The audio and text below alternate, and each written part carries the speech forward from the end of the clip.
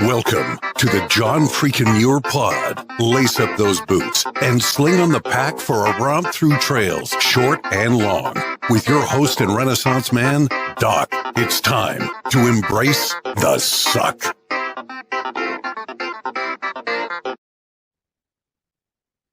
Welcome back to another week on the trail, dirtbags and hiker trash. I'm Doc, and this is the John Freakin' Muir Pod. Let's start off with a reminder. If you are enjoying the podcast, take just a minute, help us out. Leave us a review on Apple Podcasts. And if you're not enjoying the pod, well, just go ahead and keep that to yourself. Well, this week, we're doing things a little bit differently. On the podcast, I've done a number of episodes with couples joining at the same time. But this week, we are talking to the husband of one of our former guests. You may remember Brigid Scott from her episode about the Great Divide Trail and the wild way in which she had to book the permits for that trip. Joining us today is her husband, who is also an adventurer, Mark Scott. Welcome to the John Freakin' Muir Pod, Mark. How's it going? It's going well. Thanks, Doc, for having me. Absolutely. Remind us where you're calling in from. Calling in from Jasper National Park in Alberta, which is in Canada.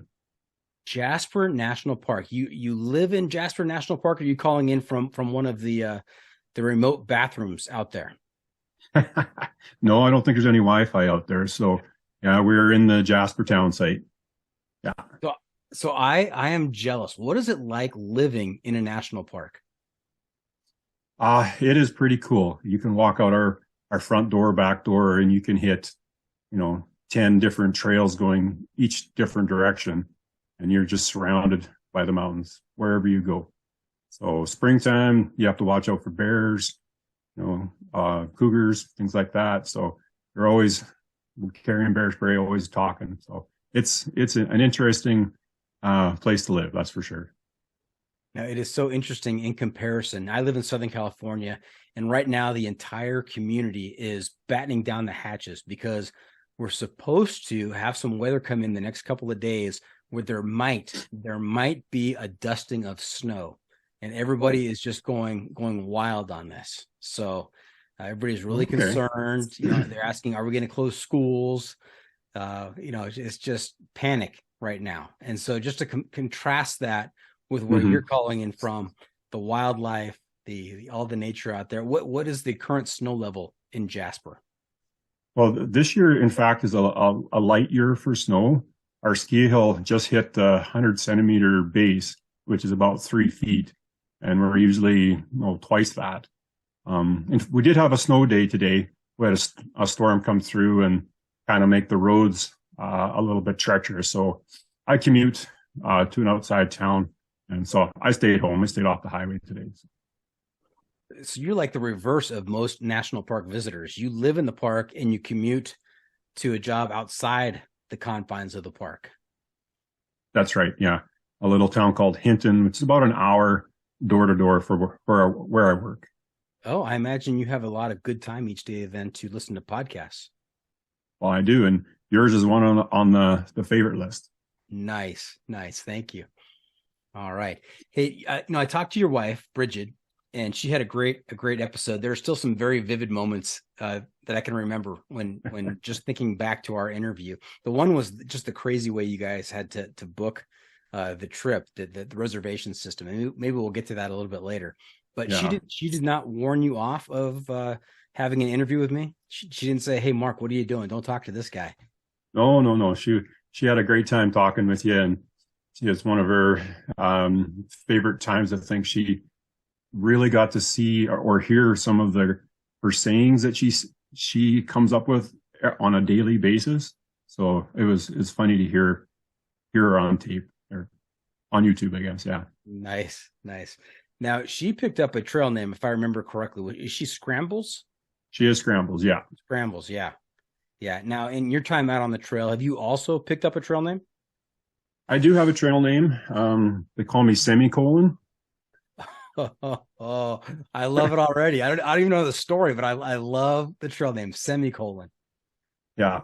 Lots of people think it's like an infinity thing that keeps going on and on. For grammar, you stick a semicolon in, and you can keep writing a sentence without it being a run-on, but that's not the case. In 2014, my large intestine ruptured, and they had to do an emergency ileostomy and took out pretty much most of it. I have 10 centimeters, so that would be what, in inches? It's about one tenth of the amount of snowpack you have right now. Yeah, that's right. So I don't have a lot of colon left, and we were doing our master's course, Scrambles and I, and we use semicolons a lot. So she was the one who gave me the trail name of semicolon. Well, now I feel a little bad about laughing so hard at the trail name. Now, yeah. Oh no. if you can't have fun with things that happen to you, then that's it'll be a short life, I think. A sad life. What is the story, if you don't mind sharing? And you tell me you do mind sharing if you do. But how did you rupture your colon? I've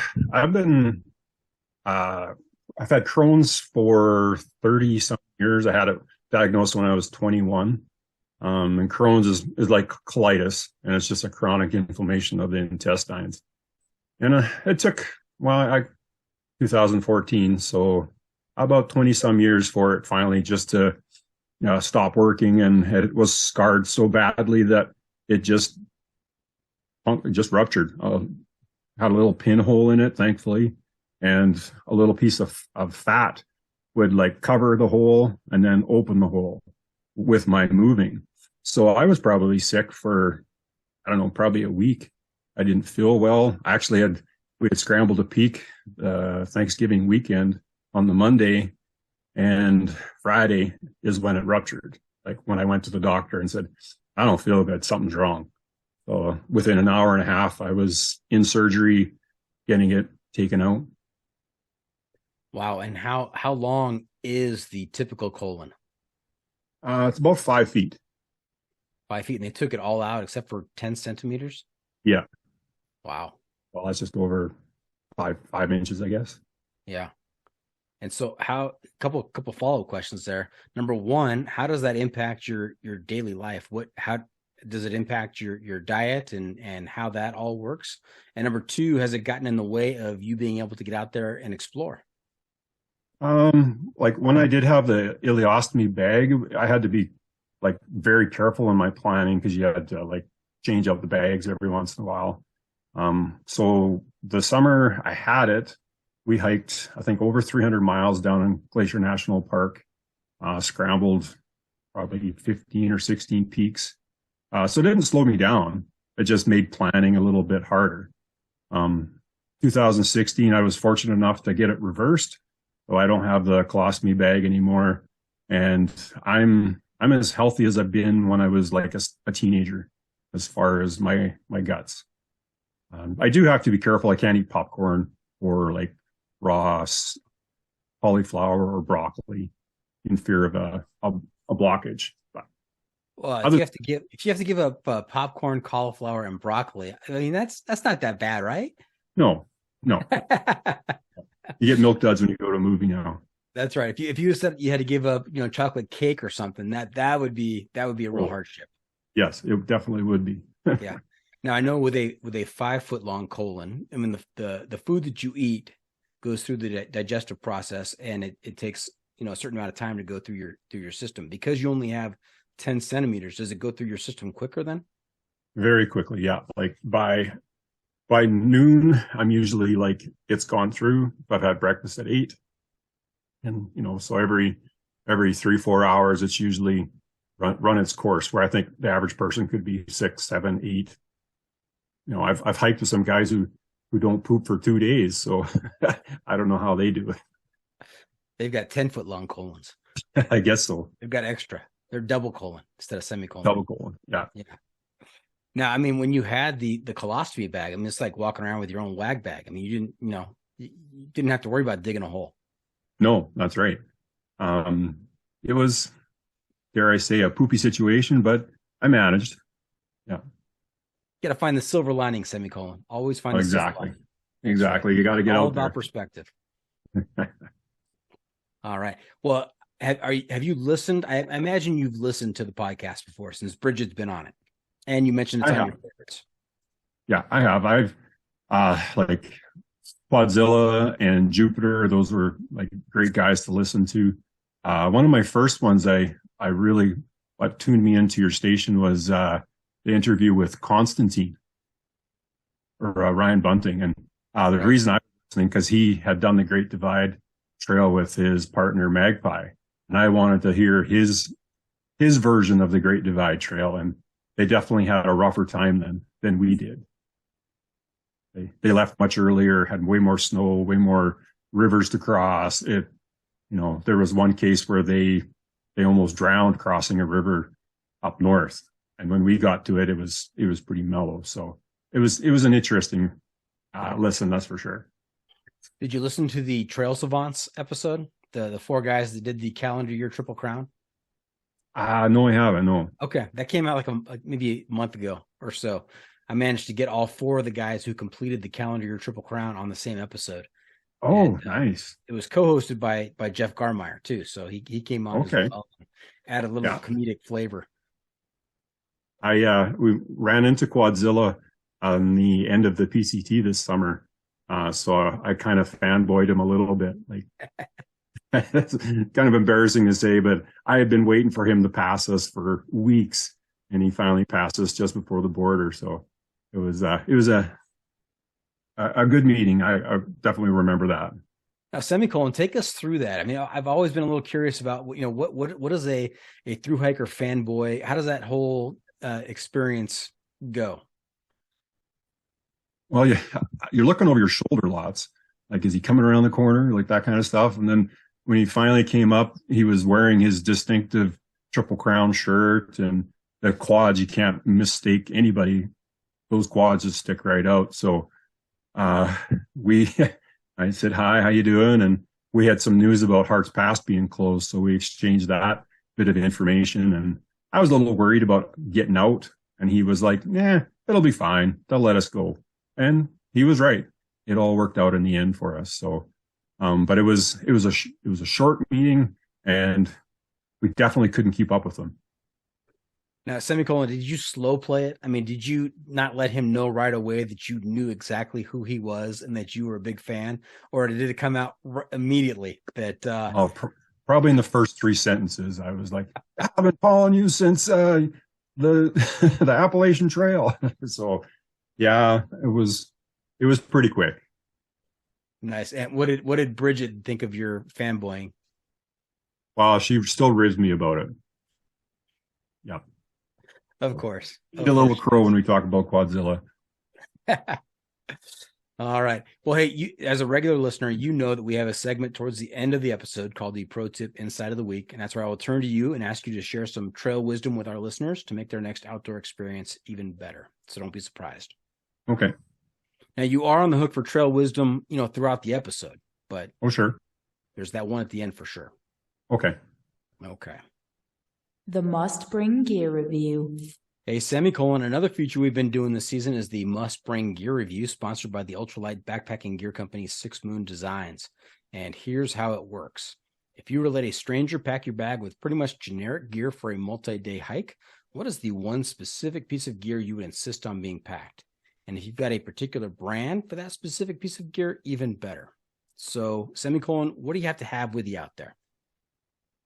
Man, I've thought about this one. I've got 2 real close ones, but I think the one that wins out is a little device called a thermocell, and it's a bug repellent that looks like a little mini stove that screws onto a isobutane tank, and it creates a dome of protection against mosquitoes, and it's a game changer.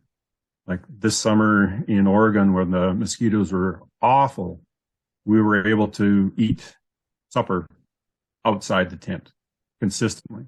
There was only one night where the mosquitoes were so bad that we had to go in our tent and eat. So it's a game changer. And people were like, what is that thing? Why are you carrying that? And then we would set it up, turn it on, and because it takes about 5-6 minutes for it to actually give you that dome of protection. But then people were like, aren't the bugs biting you? I'm like, nope, we're good. So then we would invite people into our little bubble, and they were like, I got to get me one of those things. You should have charged them admission. Well, we've thought about writing Thermacell because we have definitely told our fair share of people about it. And I bet you most of those people have gone out and bought one. Yeah. Yeah. Step right into the dome of protection. That'll be $5, please. Yeah. So those work, huh? I've seen the products listed as I'm scrolling through, REI or Amazon, and I've always been wondering, how effective are those? Pretty good, it sounds like.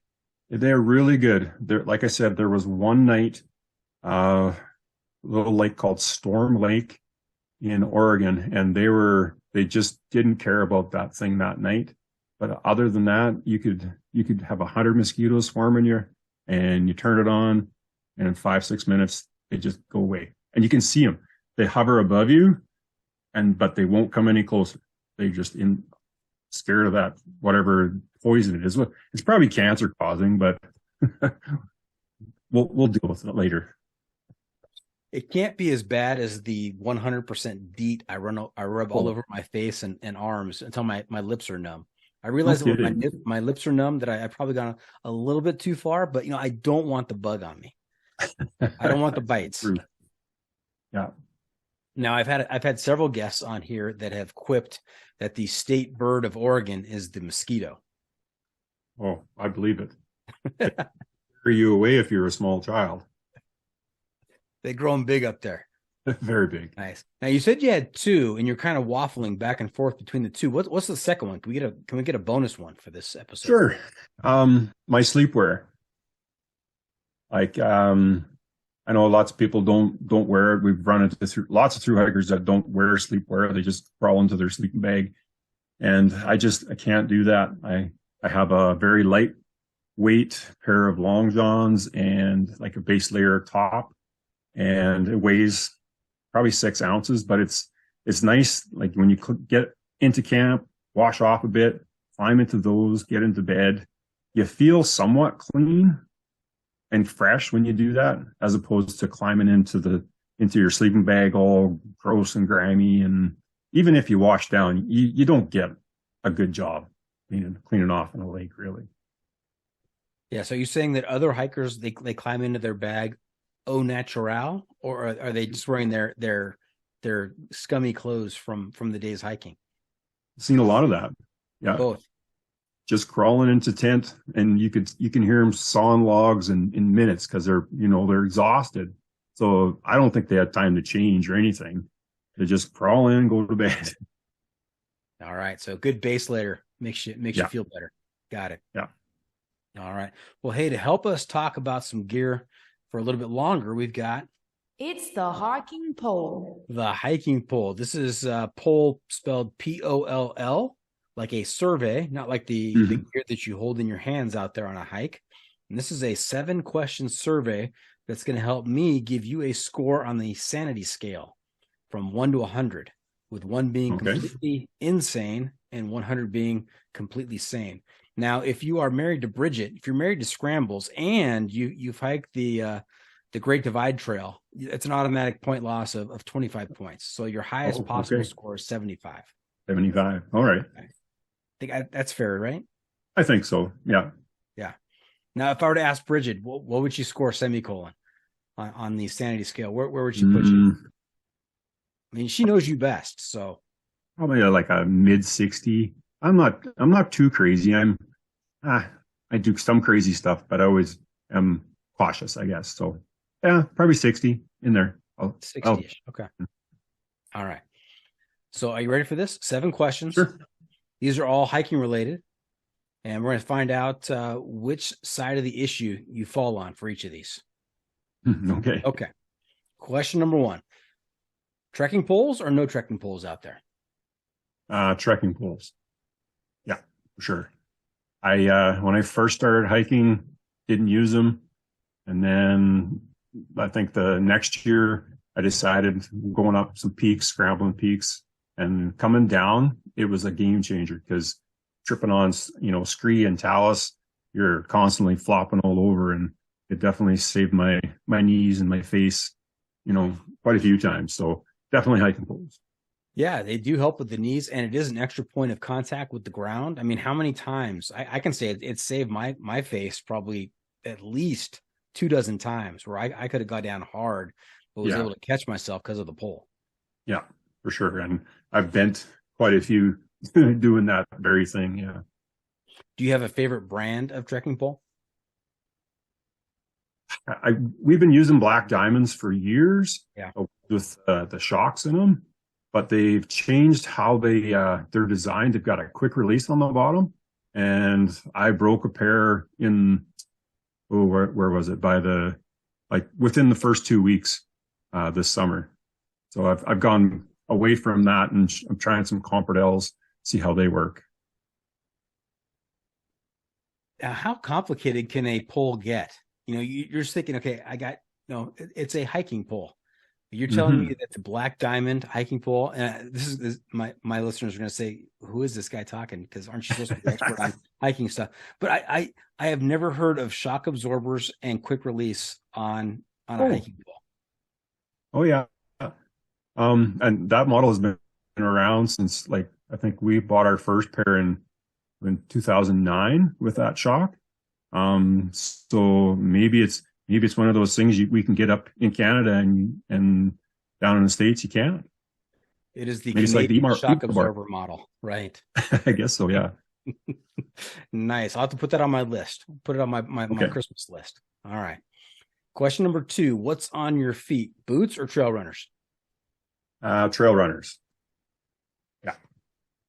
It was, I've got pretty bad feet, so I wore big hiking boots for the longest time.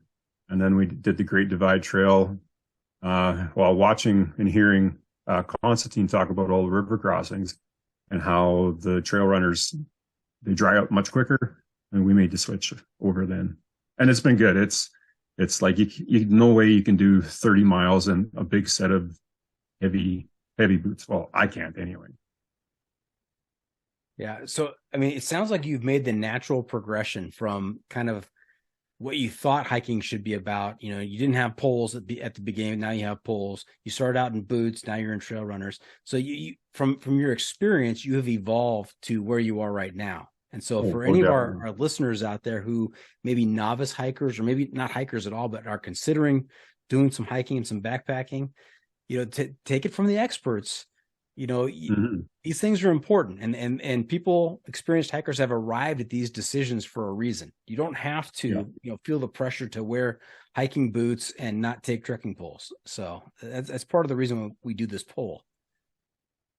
Yeah. Okay. Question number 3. When it comes to your sleep system, do you use a tent, a tarp, hammock, bivy, or cowboy camping? Definitely a tent, and always have. My partner does not like bugs, and she does not like mice, and I'm not a big fan of spiders, and I just can't imagine having those critters rolling around, crawling across me in the evening. So a tent, keep the critters out. Keep the creepy crawlies off of you. That's right. Got it. Makes sense. I had a guy on who he was bound and determined. He was doing the PCT, and he was going to hike the entire PCT while cowboy camping. And he did just fine until he woke up one night with a scorpion on his face. I think the next town he went into, he bought himself a tent. So there you go. I can't imagine. Okay. How about question number 4? When it comes to your sleep system, sleeping bag or a quilt? Both. Yeah, both. Our shoulder season up in Canada can get pretty cold, so we have a -9, both of us, -9 Nemo mummy bag for those cold spring and fall hikes. And then our summer bag is it is a Z Pack, I think a 20-degree bag, a double. So I carry the sleeping bag, and Brigid carries the tent, or vice versa. So we kind of make our compromise with weight there. So you don't do separate tents? No. I give off too much heat, Doc. That helps with the sleeping bag rating then. That's right. Yeah. So you said both though in terms of quilts. I thought I just heard you talk about sleeping bags there. So our sleeping bag is the Nemo, Mm-hmm. and our quilt is the Z Pack one. Oh, got it. So it depends on the time of season. It depends on the season that you're hiking in, or do you use That's both right. during the winter? Oh no, No, okay. we don't or winter camp. No, the Z Pack quilt is for summer when it gets warmer in the evening. Got it. All right. Question number, what are we on? 5. When it comes to food, you stove guy, cold soak, or stoveless? Oh, definitely a stove. 100% stove. Yeah. We like our hot meal at supper. Yeah. I don't care what Brigid says. I mean, you're kind of reasonable. Well, I hope so. See a solid 60. Yeah, and we're big coffee drinkers too. We start our morning with a cup of Joe right away, and then at lunch we'll have another one. And there's sometimes we might stop at 5 and have a quick snack and a coffee. So they always joke around that we have more coffee in our bag than snacks. So makes us giggle. Now, do you have just kind of like the granulated coffee you pour into water, or do you have like a specialized coffee setup? No, we use the instant coffee, but we've managed to find a couple of nice blends. I think Nabob's got an espresso brand that is pretty good. Like it's dark enough that it feels like you're drinking coffee and gives you a quick zip of energy. Okay, just because you're out there in the middle of nowhere doesn't mean you have to skimp on luxury. That's right. That's definitely one of our luxury items for sure. Okay. Question 6: What is life better above or below the tree line? Definitely above. Yeah, we have scrambled close to 150 peaks in our 15 years of adventuring, and when we get above tree line, that's where my smile really doubles. Like I love being able to see for miles and miles and pick out other peaks that, we've been on this peak and that peak over there. And so we always bring a map when we do that so we can name those peaks, but definitely above tree line. Yeah. Okay. And let's see. Question number 7. What's more important, pack weight or luxury items? Outside of coffee, that's one of our few luxuries. So I think as we've progressed, pack weights become more and more of an issue. Like my base weight for our LASH of the PCT was 13 pounds. I think Brigid's was 15. So we've got it down quite a bit from our early days of backpacking. Wow, 13 pounds. That's impressive. Thanks. Okay. Well, hey, semicolon, I've got to do a little math here. Put your answers through the John Freaking Muir Pod algorithm. Got to carry the 2 and divide by root 3. Going to multiply that by pi. And we're going to adjust for the 10 centimeters of snowpack on the hill there in Jasper. And I come up with a score of 57. Oh, okay. That was a little close. That's right. Now that score can go up or down as we progress through the interview. It depends on how crazy you get. So we'll see. Okay. All right. Hey, semicolon, before we get too far down the trail, let's back up a little bit. Love to hear about your background, where you grew up. Did you play sports and hobbies as a kid? And how did you get involved in this whole thing called thru hiking? Sure. Yeah, I grew up on a farm in southern Saskatchewan. We had a mixed farm of grain and cows. Not far from the Montana border. We could be in Montana in 40 minutes or so. So we're down in a small town, 400 and so people. So as most small town kids, I played every sport that was available. What was the name of the small town? Because Saskatchewan has some interesting names. It's nothing like Climax or Big Beaver or something like that, but a little place called Ogama. Ogama. Okay, I didn't know if you were going to say Moose Jaw. Oh no, it's actually south of Moose Jaw. Yeah, South of Moose Jaw. Okay. yeah, yeah. The history of Ogama is that it was Omega to begin with, and somebody messed up on the sign that was on the rail line and mixed up the letters and became Ogama, and they left it. Because why not? It Yeah, works. why not? And so you grew up in a small town, 400 people or so, and you played all the sports. Yeah, I mean, I even curled at one point, but I was mostly a hockey player and a volleyball player. I was a better volleyball player than hockey. That's definite for sure. Now, for our listeners in the States, when he says he curled for a bit, he's not talking about weightlifting. So what is curling, semicolon? Curling's a sport where you've got 8 of these 12-pound rocks that you slide down. Oh, I don't know. It's about 100 feet of ice. And you've got 2 guys that chase the rock. And if it needs to do certain things like turn left or turn right or stay straight, these sweepers have to heat up the ice in front of the rock so it goes where it's supposed to go. And after 16 throws, the closest one to the pin gets points.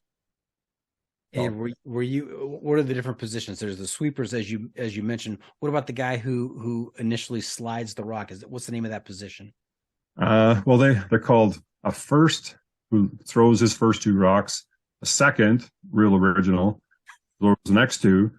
Third, even more original, and then the skip.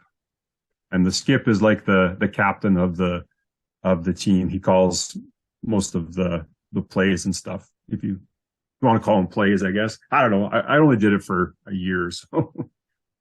Which position were you? I was the lead. I was the rookie of the team, so that's where I got put. Got it. First, second, third, skip. I'm not surprised. I mean, this is the same people that named the town Ogema because it's just what it was, right? So yeah. All right. How about anything else you got? How'd you get involved in hiking? My dad took us on a road trip one summer. I think when I was 15, he took us down to Yellowstone in a big RV with my grandparents. And when we drove up that Bear Paw Highway, which is quite a feat of engineering, I was just, wow, these are something, these mountains. So I've always had a hankering for the mountains. And then when I went off to university to get my teaching degree, one of the minors that I could take was outdoor ed, so teaching in the outdoors. And that became one of my minor studies. And part of the course, you had to do a 5-day winter survival course. And then you had a 3-week canoe trip in northern Saskatchewan, where there are thousands of lakes to canoe. So from there, I just kind of started backpacking and hiking. And then when Scrambles and I got together, we got like really into it.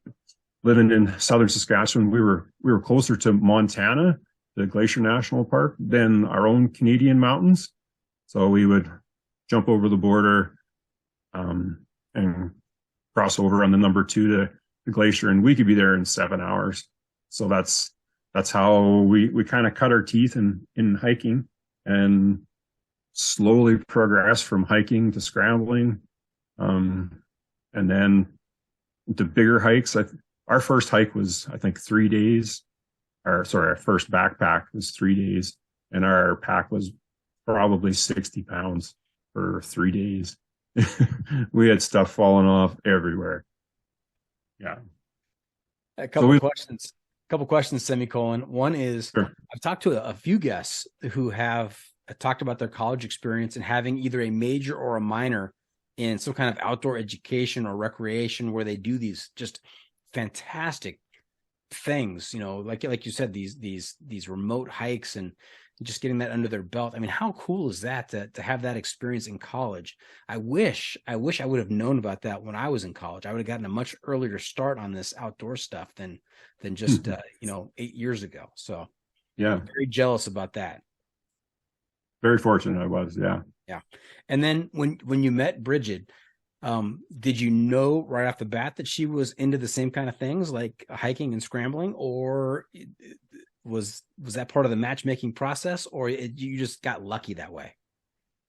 I think we both shared a love of the outdoors, and she had been spending time hiking, and I've joined along with her, and it just became a great pairing. And from there, everything we do is kind of outdoors, so it's definitely a nice pairing for us to find each other.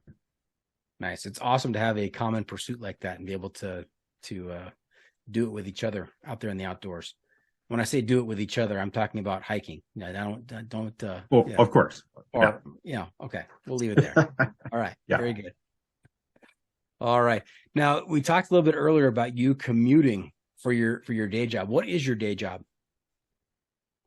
I am a grade 7 math and science teacher at a elementary school in Hinton, which is about an hour out of the park.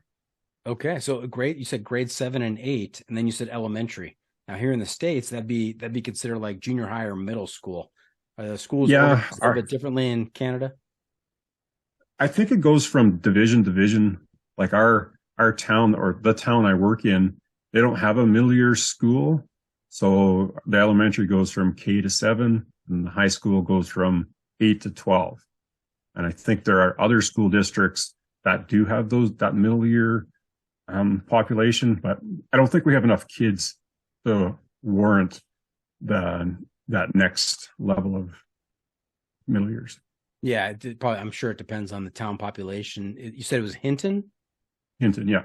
Hinton. How big is Hinton? Just under 10,000 people. Okay. All right. How many kids in the school?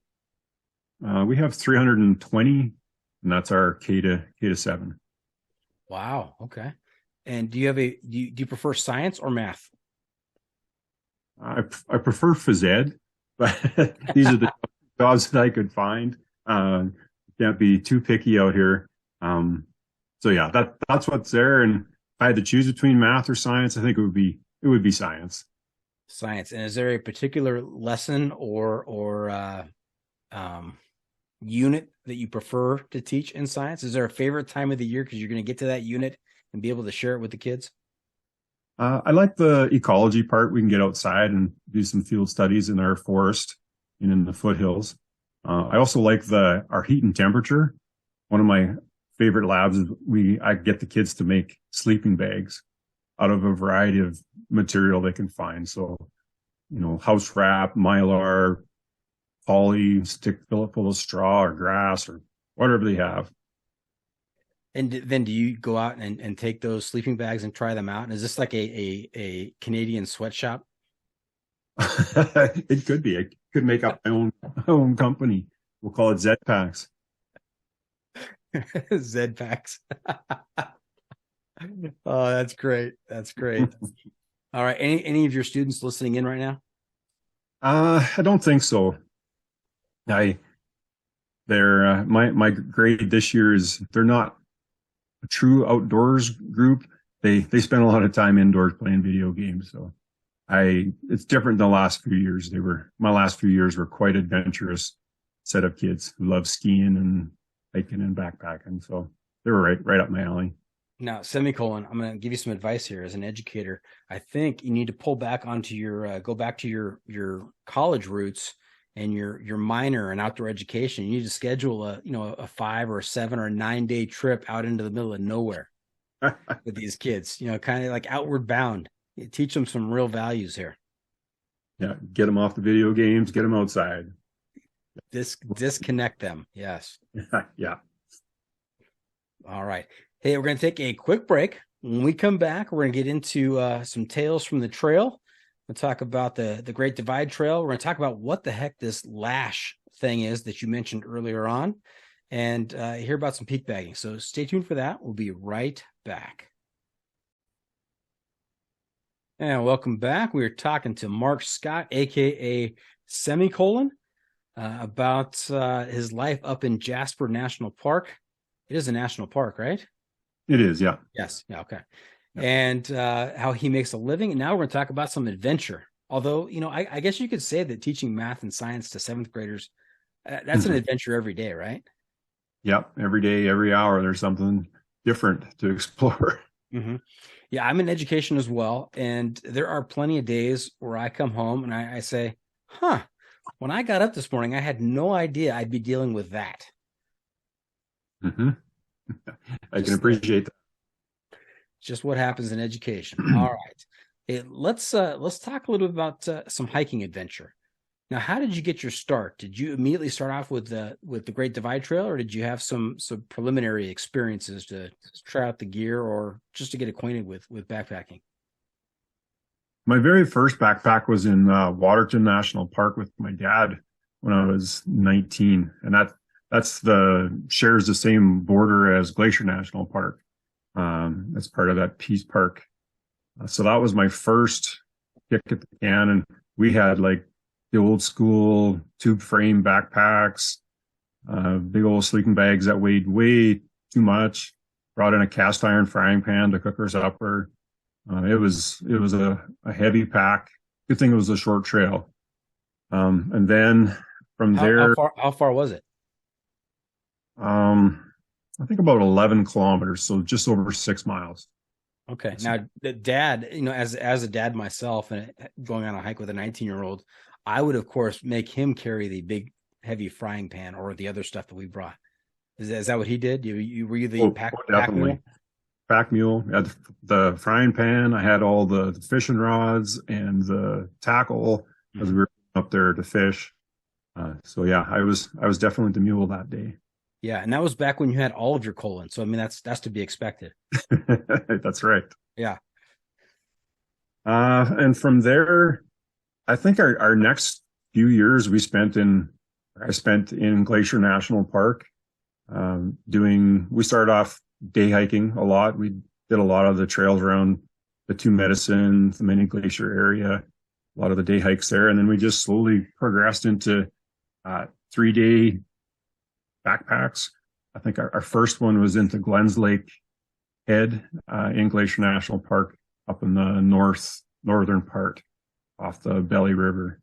And that was, again, such a learning experience. I'd bought new packs, but still were carrying, too much luxury items, I think, at the time. Yeah. So we ran into a ranger that day and on our first day in, and you could see he's just shaking his head like, what are these guys doing? But, you do. That's never a good sign when you talk to a ranger and the ranger just kind of looks at you sideways and kind of shakes his head a little bit. Yeah. Yeah. Well, and then you wonder, like, okay, what shouldn't I have brought? Now, I think when I think of Canadian hiking, I'm thinking that there's some pretty big animals out there. Any animal encounters on those early trips? Yeah, we ran into a couple, probably probably a dozen bears in those first few years, and pretty close contact. If you want to say like 10 feet is pretty close. We've had a few of those times where you're around a corner, bear can't hear you, can't smell you, and he's like, "Oh, hi, bear," and they didn't really care for us, so they just kind of moseyed along their way. Never really had a big bluff charge or anything like that you hear of. They seem to always like not really care we were there.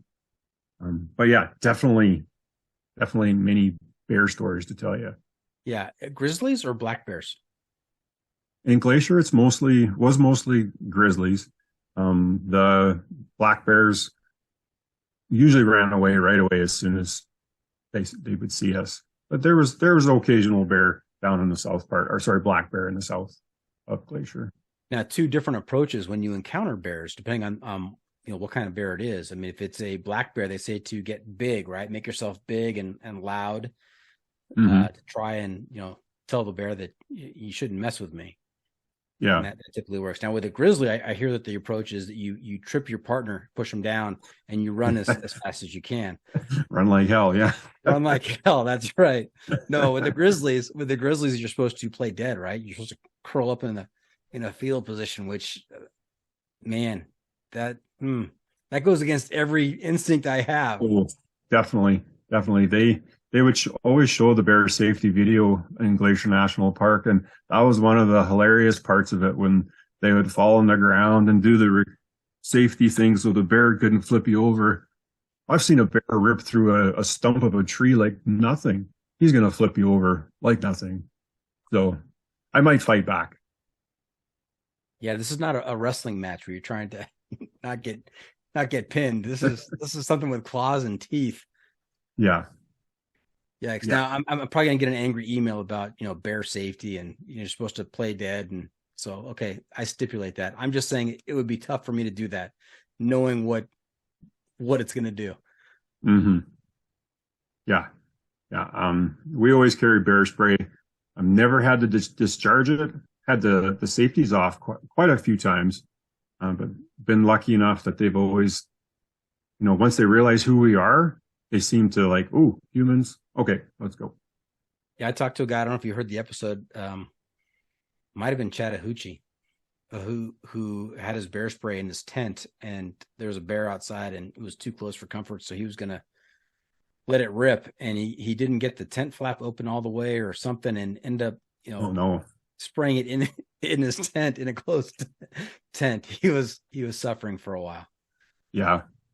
Well, those accidental firings happen.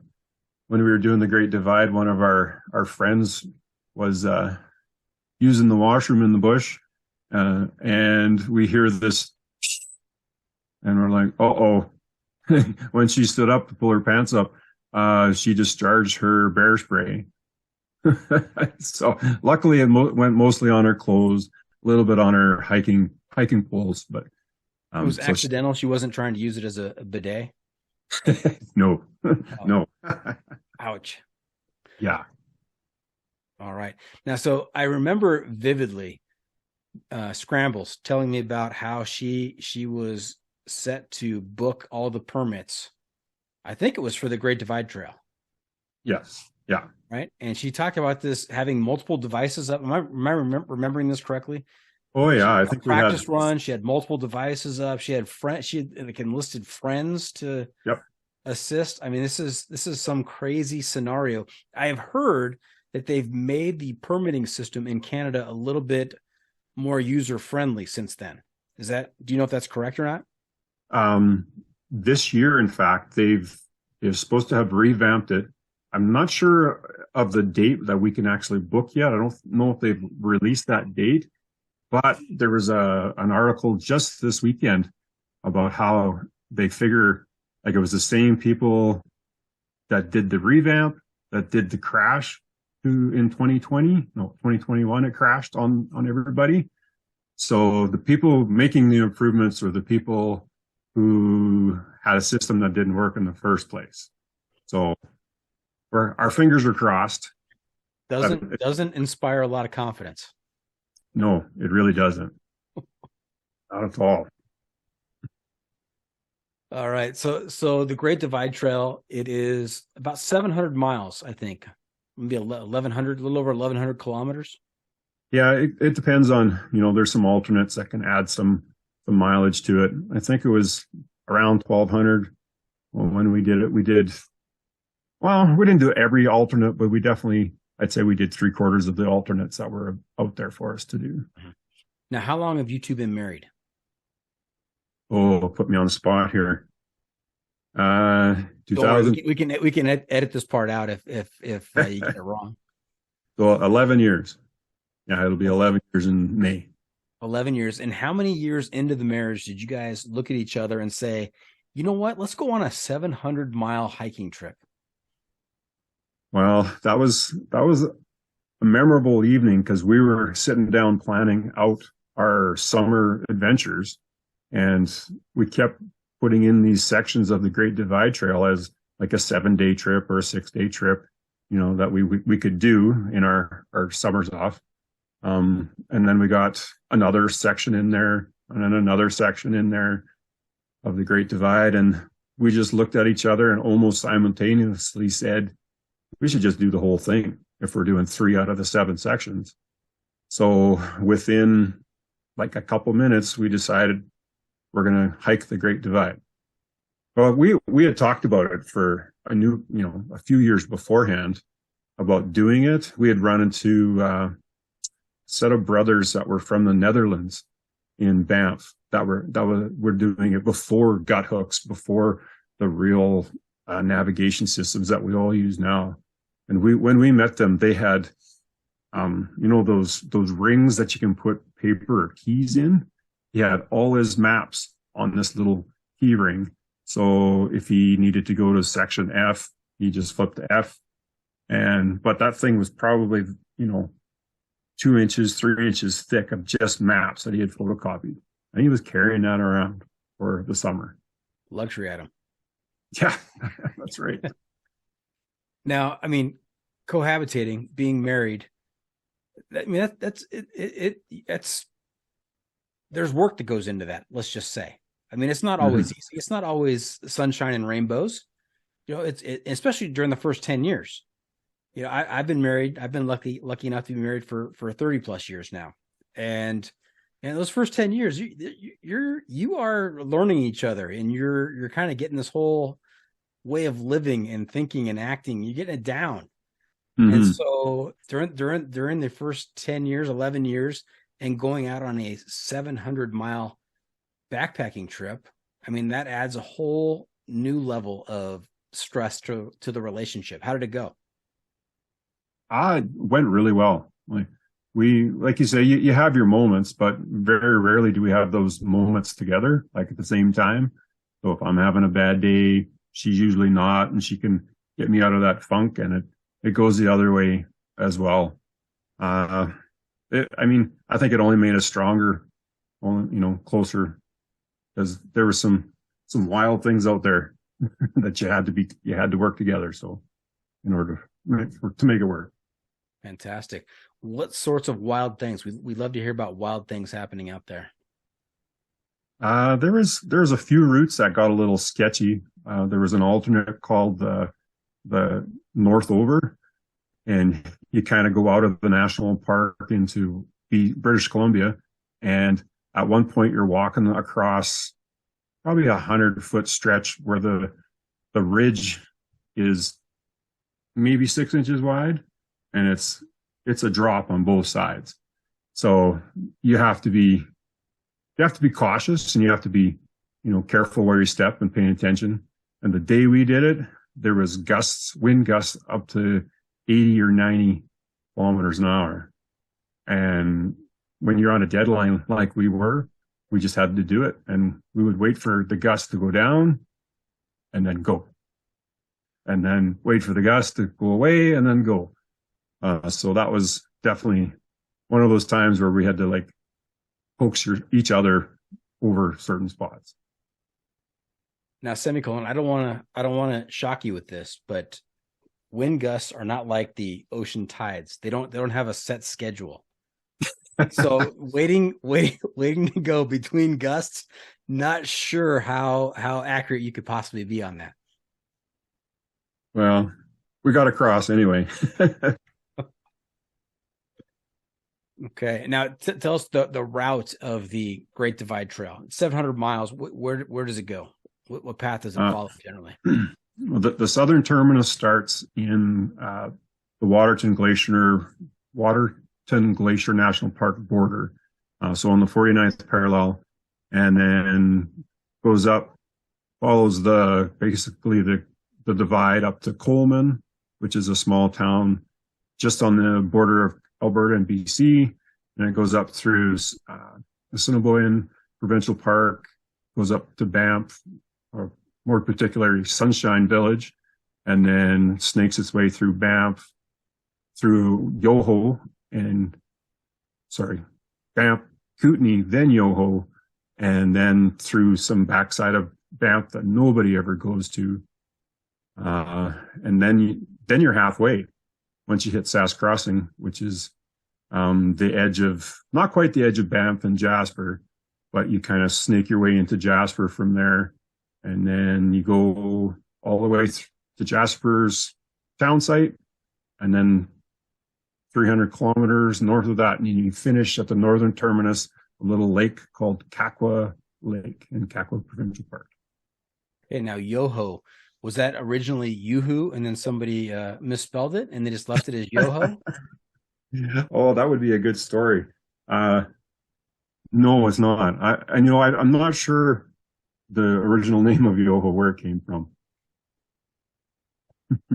And you mentioned the southern terminus and the northern terminus. Is this a trail that goes pretty much north to south, or is there a lot of twists and turns in this trail? It's pretty much north and south. There are a couple deviations mostly west. I guess they go up because our mountain ranges kind of go up on a angle or like that. So you eventually have to work your way west at some point to get back on to the divide. And you cross the divide, I don't know, might be 100 times over that time. Yeah. Was that frustrating? Like, we just went over this. Why, who made this trail? Well, that is one of the things on, it's called the wildest through hike. And there are parts of it where you're making your own trail up and over a pass. The elevation gain and loss in a day is just outstanding. Like, you're tuckered after 26. I don't think we did a day bigger than 18 miles. I know I'm bouncing back and forth with units, but I don't think we did a day bigger than 18. Well, our American listeners, they appreciate the imperial system. It's tough for them to do math. So, now, as teachers, because Brigid is also a teacher, right? Yeah, that's correct. Now, as teachers, you have the summers off, which is helpful for exploring and getting out there. How long did it take you to do the Great Divide Trail? We mapped it out. We did it in 60 days. 60 days. That's a full summer right there. Yeah, it definitely was. Yeah, we went to school the next day. That's good timing. I mean, did it get stressful there towards the end? Towards the end, it did. We actually had to not take a 0 day because we had kind of miscalculated our last 13 days. And we had scheduled a 0 day in Jasper at our house. And then as we were approaching, we were like, we're short a day. We need to not take our 0. And so we got home, had a quick shower, resupplied, and we're off again.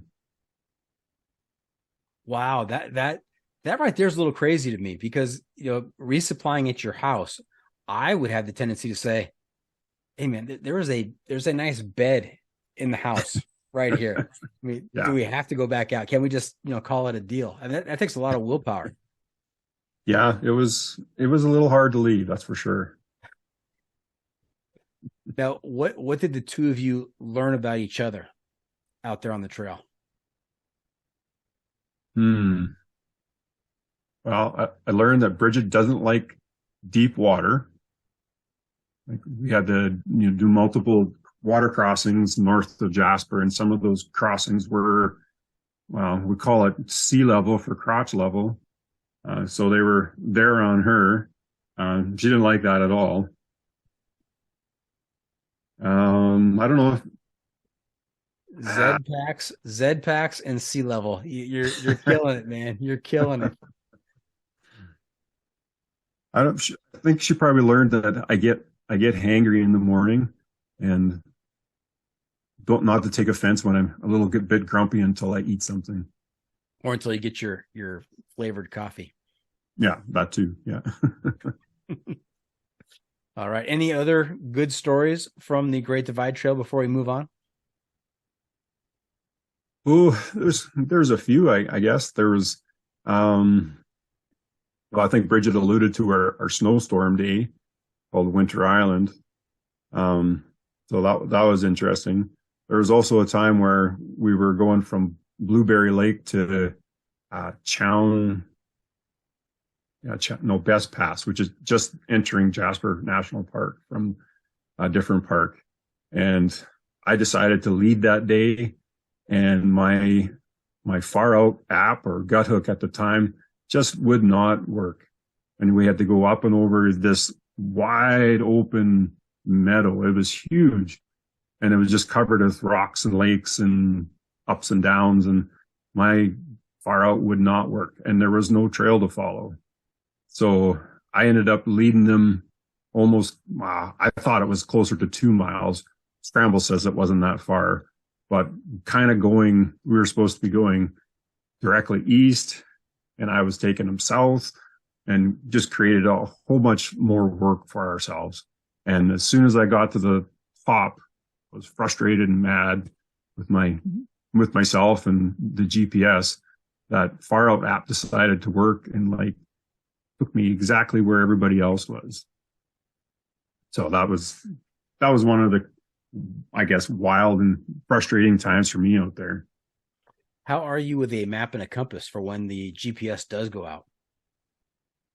I'm pretty good. Like, I guess it would have helped if we had brought one that time. we didn't bring a paper map for that one. Yeah, to be good at it, I guess you need to have one, right? So yeah. That wasn't part of your minor in outdoor education? Orienteering? Yeah. I mustn't have done very well on that side of the course. All right. Hey, let's talk about the PCT NOBO LASH of Oregon and Washington. That you've done that, or it's coming up? You've done that. We did that in 2022. Yeah. And so, I think most people are familiar with a lot of those acronyms, PCT, NOBO. What is a LASH? Well, pardon my English, but it's a long ass section hike. Is that what they say up in Canada? They say, pardon my English? Because down here we say, pardon my French. Well, because Jasper's bilingual, I have to kind of watch how I say that. So yeah, in Southern Saskatchewan, that's what we would have said. Southern Saskatchewan. Now, LASH, long ass section hike. So this is not just some, weekend trip or, 7 days or even 14 days. This is something that's going to take a while. Mm-hmm. And so how long did it take you to do Oregon and Washington? We scheduled it for, I think it was 46 or 47 days.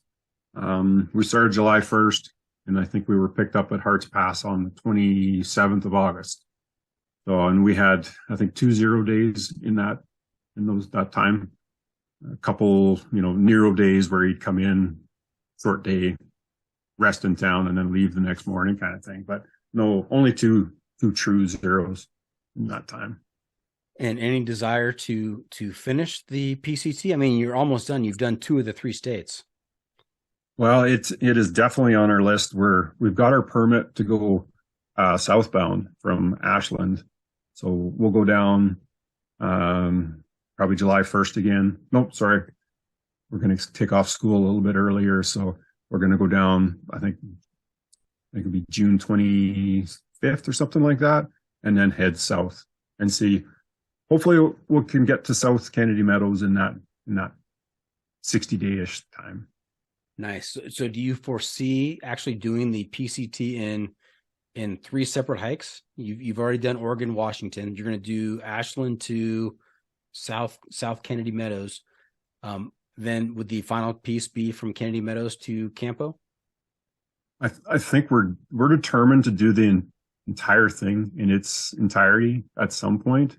We asked for time off last year. We asked for a semester, and they denied it. And then we asked for a year, and they denied that, just because there's a huge teacher shortage right now. So yeah, they've got a PE teacher teaching math and science. I mean, they're not going to let you go for a semester. Yeah, I know. But yeah, we'll definitely do it sometime. Fantastic. When you come through Acton, Agua Dulce area on the PCT, you have to let me know. Okay. There's a great Mexican restaurant out there. I'll take you to. Right on. That sounds good. Okay. Now, what were your impressions of Oregon and Washington? Tell me about Goat Rock Wilderness. Oh, Goat Rock. That was an incredible day because of the scenery and because it was so windy. Again, we had gusts up to 70 kilometers an hour that day, and you're up on that knife's edge. You just got to time it right. That's all. Yeah, that's right. That's right. I lost my hat on those rocks. I was bragging because I had the the string all down, holding it tight. And I was like, hey, I'm all tied in. And within seconds, the wind took it off the other end. So, yeah, memorable times. It was listening. It heard you brag and said, I got to take him down a notch. Yep. Okay. Now tell us about low impact backpacking. And also, I know you had on your list here, watersheds of Alberta. Okay. They kind of go hand in hand. Because I'm an outdoor ed teacher, I really, I don't know, stress is the right word, but I remind our kids who go out that I teach in science, when they go out camping with their parents, to keep track of what they're putting into the rivers and streams. A lot of kids don't realize, and their parents don't realize, that the soaps that they wash their dishes and wash their ATVs with, they don't break down in our cold water, and they just kind of create nitrates, which creates those algae blooms that you see on outlets of lakes and stuff. And our watershed is, I think, pretty important to Canada and the United States, because it supplies a lot of, pretty much all of our drinking water and the water we use daily. And are they pretty receptive to that? Do they say, Mr. Semicolon, I'm going to follow that advice? Or are they... I think it makes a difference with them. I'll show them videos of, there's a little pond in Glacier National Park coming out of Two Medicine. It falls over. And when we first started going there was no algae at the bottom of the falls. And you go there now and the falls are full of green, kind of slimy, algae. And I've taken videos of that and showed my kids the two differences, and they go, wow. And it's because people are putting stuff into the lake up above the falls. And so what is the proper way to get clean out there? Take whatever you're washing, after you've gathered your water from your water source, take it, I think it's 100 feet, might be 200 feet away, and do your wash, and then scatter your dirty water into the trees or onto the ground, so the sun has a chance to heat it up, and that's what makes it biodegrade, is the heat. Okay. Duly noted. 200 feet away. Take a bucket of water with you, right? A portable bucket, collapsible bucket, and wash up away from the water source. All right. What is next for Semicolon and Scrambles? I know you mentioned that you have a permit already from Ashland to Tehachapi. Any other big plans? When's the permit for? I think it's June 25th, I think, is our start date for that. We have some shoulder season stuff already planned. There's a couple routes in Jasper that take us away from the populated areas. So we're going to do those in our May long weekend, which is I'm not sure if you guys have a weekend in May that's a holiday, but ours is called Victoria Day, Queen's birthday. Day. Yeah. We have Memorial Day, end of May. Oh, end of May. Okay. I think ours is the third weekend of May. Mm-hmm. I thought you were going to ask me if we had any weekends in May. I was going to say, we have like 4 or 5 of them. Now, I've heard you say a couple times now. I thought the first time I was just mistaken, but I heard it clearly a second time here. You said shoulder season. What is shoulder season? Shoulder season? That's when the snow is just starting to come off the ground, and until you can start going up high. Like usually around July 1st, July 5th is when our summer really starts to kick in. But from May and June, if you go out of the valleys, there's still a ton of snow. So that's the shoulder season in the spring. And then the fall, snow might happen the second week in September. So we still go backpacking from then on. What does shoulder mean? What is it referring to when you say shoulder season? What does the shoulder have to do with it? Well, because like the head is the main part, right? The greatest part of the body because it does all the thinking and controlling. So that's summer. I guess it depends who you're talking to. I guess so, yeah. That's how So I explain it to my kids. so the head season, that's summer? That's the best Yeah, season? Okay. that's And the then best season. shoulders, it's like second best season? I guess so, as you work down, right? One spring, summer, fall. Oh, now you're pointing at both shoulders there. You said Yeah, well, because there's 2 shoulder seasons, okay, I'm thoroughly right? confused. Spring. Yeah. I thought shoulder season referred to you actually, getting to wear like a tank top or something where your shoulders are exposed.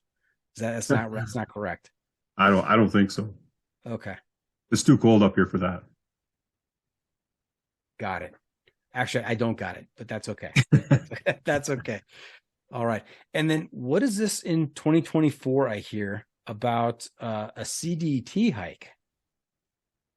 It's on our list of things to do. Like if we can't somehow work out a year off to do the PC in its entirety, it's like northbound, we'll try to do the CDT southbound. So start in Montana and go south. All in one trip, or are you gonna section hike it? We'll lash it. Well, we might lash it. Like we've been in Wyoming a little bit in the Windies, so that might be, if we do it that summer, might be our destination to get through the Windies down to Pinedale, and then I don't know, maybe skip the Great Basin and go directly into Colorado the next season after. I think you should spend an entire summer in New Mexico. Well, that's interesting. I hear people talk about their New Mexico experience on the CDT, not with a whole lot of fondness. Because of the lack of water? Is that what it is? Lack of water, drinking out of cisterns where cows are pooping in or dying in. Yeah, pretty tough. All right. Hey, semicolon, you know where we are? I don't remember. The pro tip insight of the week. I think you did remember. I think you were just playing coy right there. We are at that time of the episode where you get to share some trail wisdom with our listeners to make their next outdoor experience even better. What kind of trail wisdom do you have for us? My dad always said to make everything you do an adventure. And I think some people, when they get into these adventures, they get stuck on a destination. They get stuck on a timeline. We need to be here by this day, or we need to be done by this month.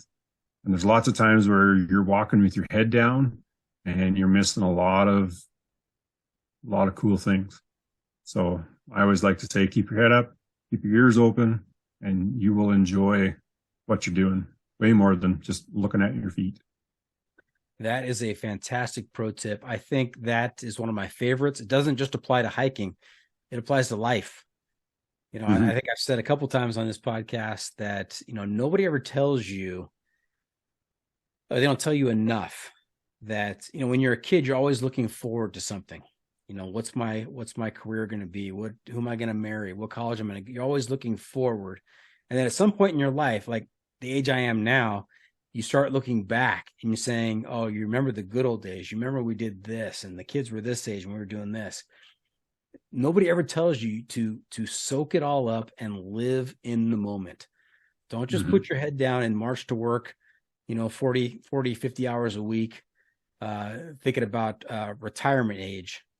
There's all that happens in between that you really need to be in the moment and appreciate it when it happens. So I think your trail wisdom there, your pro tip, gets to the heart of that. Yeah, it's definitely a daily mantra, I think, for myself. Yeah.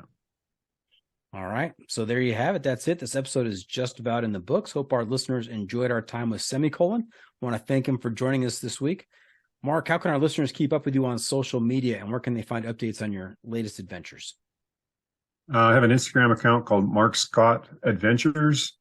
It just basically shows our daily routine, lots of hiking, lately we've been exploring ice caves. So if you want to check out some ice caves, check out my site.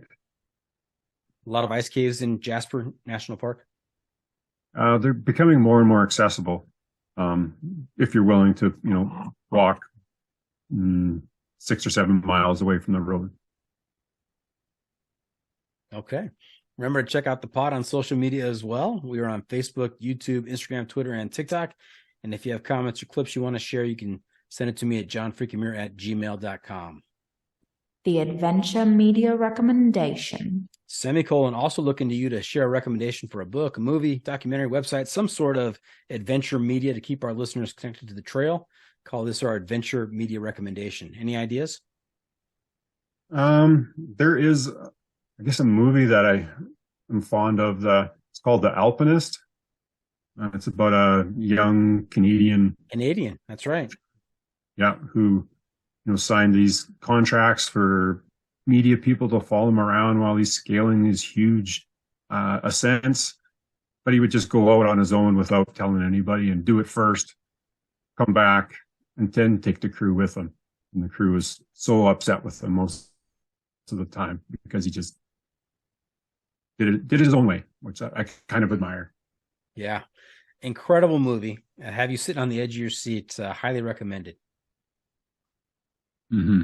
Yeah, that's for sure. What have we not asked you? And before we wrap things up, semicolon, just one more segment for you called What Have I Not Asked You That You're Dying to Tell Us About? What do we miss tonight? Maybe, I don't know how much time we got I got a crazy story to tell about the Pacific Crest Trail at the very end. I'll make it quick. Oh, you take your time. Yeah. You probably remember this summer when Harts Pass, the access road was washed out and there was no way of getting out. When we left Stehekin, Scrambles and I, we had planned just enough food to get to Harts Pass, where we had people resupplying us. So we were very light on food. And when we get to just past Rainy Pass, we're filtering water, and a older couple comes up beside us and start telling us about some fires and things like that. And we're talking away, and the man starts talking a little bit more. And as soon as he starts talking, we look up, and it is the Belly River Rangers from Glacier National Park, who we've met probably 8 times, 9 times over our times in Glacier National Park. So we're like, wow, you're the Belly River Rangers. So we ended up talking with them up at the pass for a while. And then the news came that the Harts Pass access road had been washed out. And we still have a day to Harts Pass and then the 30 miles there and back to the border and back. We don't have enough food, and we can't get our resupply because they're not letting anybody up. So Bruce and Tracy, these rangers, they're retired. They say, come with us. We live in Twisp, which is just down the road from Rainy Pass. So they take us out. They put us up for the night. They help resupply us. They drive us back to Rainy Pass so we can finish our LASH. And I just wanted to shout out to Bruce and Tracy, the Belly River Ranger, that we really appreciated your help. Fantastic. Were you fanboying? Not so much. It was just neat to see that, because remember I was saying that the ranger was commenting and shaking his head at our pack? It was him. Well, you've come full circle with that guy. Yep. Actually, not full circle. That'd be 360. You'd be facing the same direction. You've gone 180 with him. That's kind of it's kind of a math concept, semicolon. So yeah, I'd have to put that on paper. Yeah. Graph it out. There you go. Yeah. All right. Hey, you shouted out Bruce and Tracy. Any other shout outs to friends and family, Mark? Definitely to Scrambles, my partner. She's the organizer, and I couldn't do any of this without her. And also shout out to my mom and dad, who are always supportive of my adventures. Nice. All right. Well, hey, thank you for tuning in. Always remember the trail is the trail. Doesn't care if you want to go downhill. Doesn't care if it's almost dark and you're looking for a campsite. It doesn't even care if you spent the day timing the wind gusts so you didn't get blown off the mountain. The trail is the trail. Embrace the suck.